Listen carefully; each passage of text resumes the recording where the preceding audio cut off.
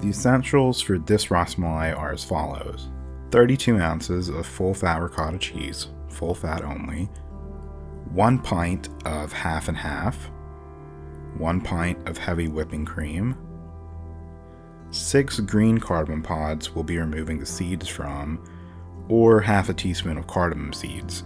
Since seeds aren't as potent as the pods, you'll need more of those. The final essential is sugar, and a lot of it. 3 cups. 1 cup we'll be pouring and setting aside to mix with the ricotta cheese.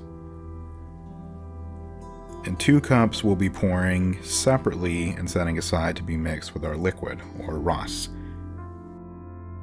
If you prefer a less sweet dessert though, you can cut back and just use 1 cup in the cheese and 1 cup in the liquid. No less than that though. That's it for the essentials. Now a moment for the optional ingredients that I'm using. First up is rose essence in place of saffron. Then I'm using sweetened coconut flakes, half a cup worth. It's very subtle but a complex flavor enhancer. And finally, pistachios. I hate them, but my family likes them. If you use them, soak them in warm water for at least an hour so the skin can be easily removed. I'm kidding about hating them, by the way. The flavor is great, I just don't like the texture personally, so I never eat them. I leave them in the bowl. Our ingredients are sorted, so now it's time to prep. First up, in a separate container, we're going to mix that 1 cup of sugar with the ricotta cheese.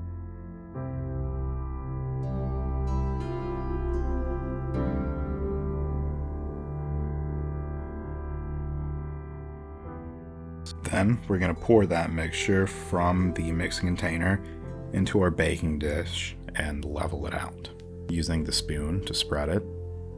Shaking helps too.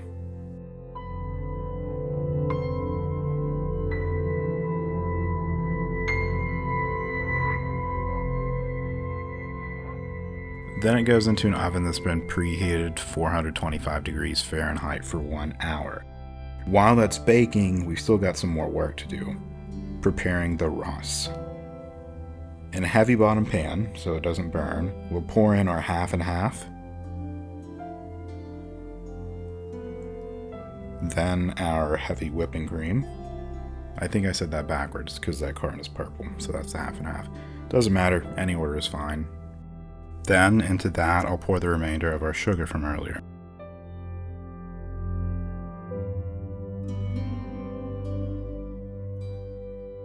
And last, we're going to be crushing our cardamom seeds and dumping that in as well. After that, we'll move on to the stove at high heat and stir until the sugar has dissolved. Then, we're going to let the liquid reach boil.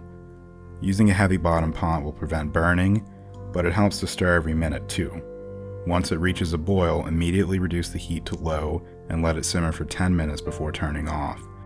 Then, just leave it alone so it can reach room temperature. After that hour has passed, we're going to go ahead and check the oven.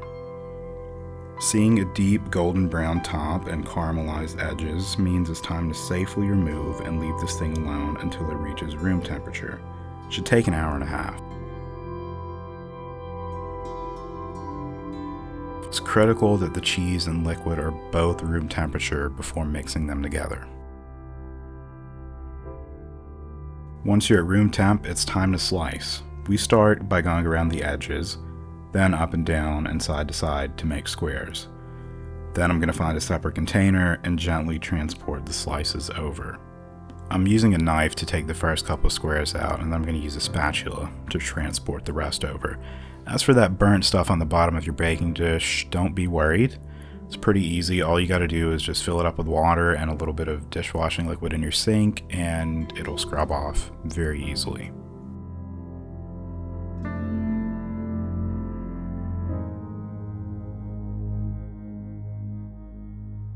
If you won't be using any of the optional items I mentioned, you can go ahead and pour over the liquid and refrigerate from anywhere from 4 to 6 hours or overnight and eat.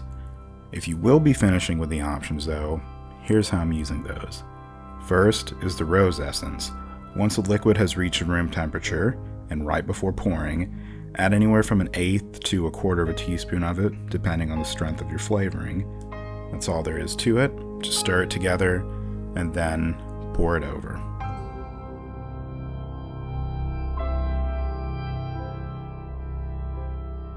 And of course, if rose is the only option you'll be using, go ahead and put a lid on it, throw this in your refrigerator, and eat it when it's cold.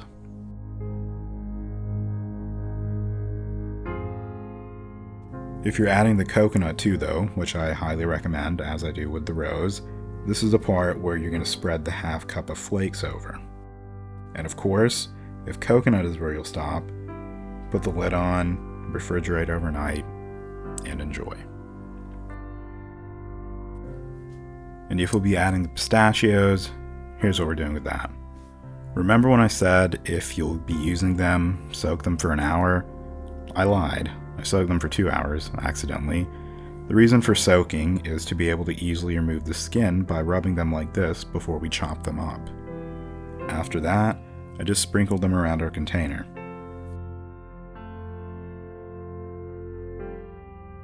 Then, yes, you're right. I put on the lid, I refrigerated overnight. The next day I had this, RasMalai. It's indistinguishable from that which has been prepared in a traditional way. You can take it straight from the fridge and eat, or if you want an icy treat, put it in your freezer for 30 minutes before eating. However you decide to prepare it, I hope you enjoy it, and I hope you found this easy to follow. RasMalai is an intimidating dessert for a lot of people to make, but there's nothing to be scared of. It's very, very easy, especially this way. My mom has been making it like this for decades, and our whole family and friends love it. Thanks for watching.